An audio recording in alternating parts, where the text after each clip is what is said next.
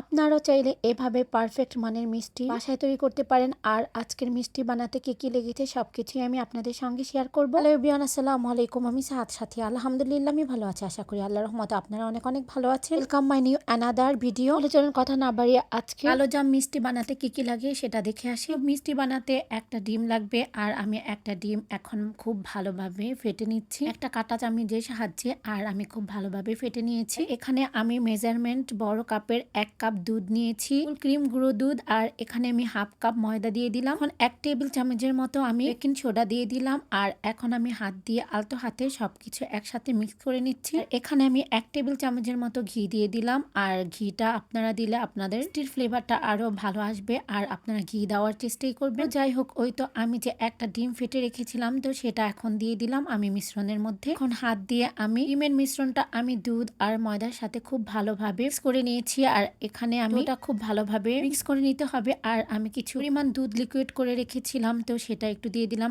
আর foods colour দিয়েছি, red colour. তো কালো জাম মিষ্টি তৈরি করব, তো একটু রেড কালারটা দিয়ে নিয়েছি। আর এখন আমি মিষ্টি শিরার জন্য বড় মগের 1 মগ আমি পানি দিয়ে নিয়েছি।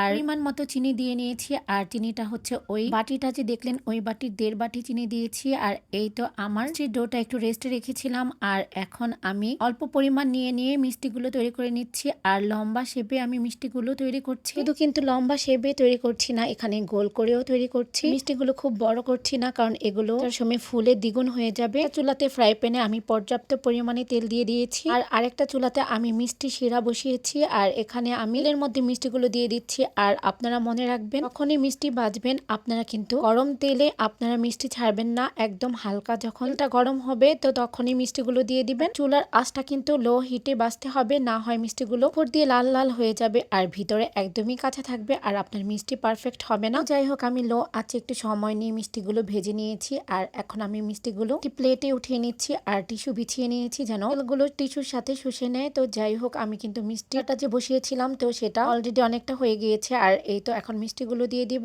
আর মনে রাখবেন, গরম মিষ্টি কিন্তু কখনোই দিতে যাবেন না, কিন্তু আপনার মিষ্টি একদমই পারফেক্ট হবে না, তুমি চুপসে যাবে। আর এখন আমি একটু ফ্রাই প্যানটা হাত দিয়ে দুলিয়ে দিয়েছি। আর এই তো আমার মিষ্টিগুলো আলহামদুলিল্লাহ একদম পারফেক্ট ভাবে রেডি হয়েছে। আর আপনারা দেখে তো বুঝতেই পেরেছেন। এখন একটা বাটির মধ্যে আমি গরম গরম মিষ্টি নিয়ে নিচ্ছি একটু টেস্ট করার জন্য। আর আপনাদের কেটে একটু দেখিয়ে দিলাম। মিষ্টিটা দেখে আলহামদুলিল্লাহ আপনারা সবাই বুঝতে পেরেছেন কতটা সফট হয়েছে। আমি কেটে দেখিয়ে দিলাম। আর উপর দিয়ে এখন একটু পুরো দুধ ছিটিয়ে দিয়েছি। আলহামদুলিল্লাহ আজকের মিষ্টি আমার তৈরি। মিষ্টি খেয়ে সবাই অনেক প্রশংসা করেছে। আপনাদের ভাইয়া, আমার মা, আমার যা, যারা যারা খেয়েছে সবাই বলেছে অনেক পারফেক্ট হয়েছে নাকি। কিছু যদি কষ্ট করে তৈরি করি আর সেটার প্রশংসা শুনলে তো মনটা ভরে যায়। আলহামদুলিল্লাহ আমার অনেক ভালো লাগছে। আজকের ভিডিওটা যদি আপনাদের সবার কাছে ভালো লেগে থাকে, প্লিজ আপনারা লাইক, কমেন্ট এন্ড শেয়ার করতে কিন্তু একদমই ভুলবেন না। আজকের ভিডিওটা এখানেই শেষ করছি। ভালো থাকবেন সবাই। আল্লাহ হাফেজ।